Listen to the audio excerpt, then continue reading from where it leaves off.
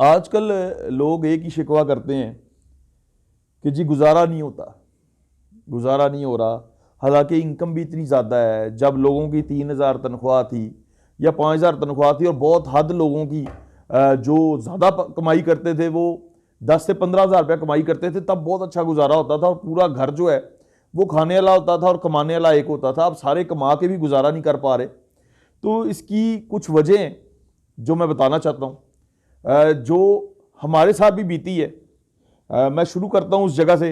आज से आप अगर 20-25 साल पीछे जाएं तो हम लोग छतों के ऊपर सो जाते थे पंखा लगा के और बड़े हेल्दी रहते थे। सुबह फजर के टाइम उठते थे, नमाज पढ़ते थे और बहुत से लोग छतों के ऊपर सोते थे। तो फिर वो सुबह मॉर्निंग वॉक भी करते थे।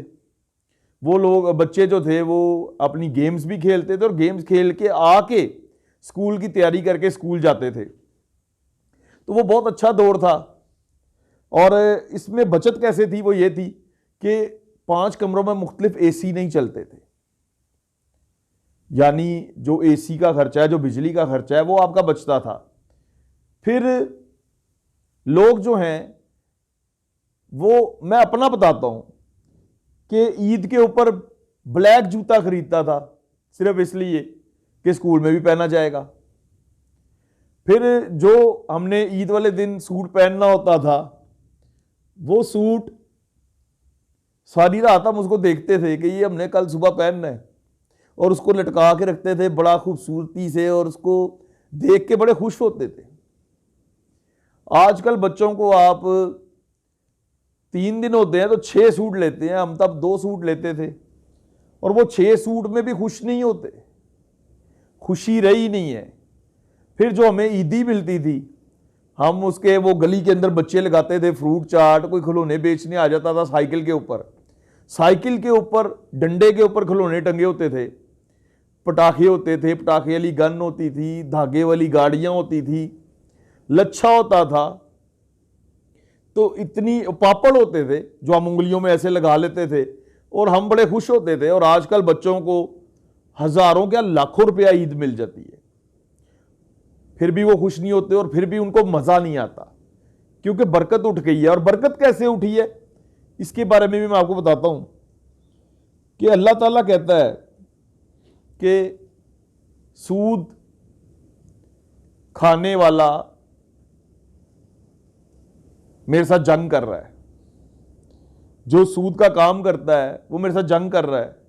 जो सूद पे चीज लेता है वो भी उसी में शामिल है, जो देता है वो भी उसी में शामिल है। तो फिर किस तरह से बरकत होगी? सूद हम किस तरह से ले रहे हैं? देखिए, मोबाइल के ऊपर अचानक बैलेंस खत्म होता है और वो आपको 5 रुपए जो है वो एडवांस देते हैं या 10 रुपए एडवांस देते हैं, यहां तक कि कुछ कंपनियां 20 रुपए तक एडवांस देती हैं। तो वो जो एडवांस है, जब आप कार्ड डलवाते हैं तो वो एक्स्ट्रा कटता है। तो वो सूद पे पैसे आपने ले लिए, फिर आप बैंकों में पैसे रखते हैं, उस पर सूद पड़ता है। तो बहुत सारी ऐसी चीजें हैं जो हमें अनजाने के अंदर, जाने अनजाने में हम सूद के साथ मुंसलिक हो चुके हैं। कोई भी शख्स ऐसा नहीं है जो सूद के बगैर चल रहा हो। कोई भी चीज ऐसी नहीं है जिसके ऊपर आपको खरीदें और बाद में बेचें तो उसके ऊपर आपको सूद, और इस तरह की बहुत सारे उन्होंने पंगे बनाए हुए हैं। हाँ जी, एक बैंक कर रहे, बैंकिंग हो रही है जी, मुनाफा 20%, और एक बैंकिंग हो रही है इस्लामी बैंक के नाम से कि इंशाल्लाह मुनाफा 20%। तो ये दोनों सूद ही हैं। फिर आप किसी से अगर किस्तों पे चीज लेते हैं, किस्तों पे चीज 99% वो लोग लेते हैं जिनको जरूरत होती है, वो चीज लेते हैं और आगे बेच देते हैं और अपनी जरूरत पूरी करते हैं और उसकी किस्तें चुकाते रहते हैं। इस तरह के लोग बहुत ज्यादा हैं और किस्तों वालों को भी पता है। और किस तरह से हो सकता है कि आप एक चीज 10,000 रुपये की लें और वापस आपको 16,000 रुपया या 18,000 रुपया करना पड़े, तो उसमें सूद ना हो। ये जो मौलवी कहते हैं कि सूद नहीं है, ये उसने पैसे लगाए हैं, ये बकवास करते हैं। पता नहीं किस तरह से लोग समझेंगे।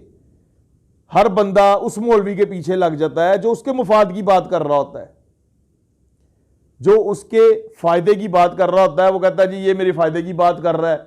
इस तरह तो मौलवी कभी भी कहता है कि गर्लफ्रेंड हलाल है, तो लोग उसके पीछे भी लगे हुए हैं। तो ये बगैरत किस्म के 21वीं सदी के मौलवी हैं जिनकी बातों में आप आके अपना ईमान खराब कर रहे हैं। तो ये चीजें हैं जो आपको तबाह बर्बाद कर रही हैं और आपके रिस्क से बरकत उठ गई है। वो टाइम भी था जब अल्हम्दुलिल्लाह आप चंद पैसों में गुजारा करते थे, और ये टाइम भी है जब आपका लाखों रुपए में गुजारा नहीं होता। तो ये इसकी कुछ वजूहात हैं। बहुत बहुत शुक्रिया। अपने इस चैनल का, अपने भाई का ख्याल रखिएगा। अल्लाह हाफिज़।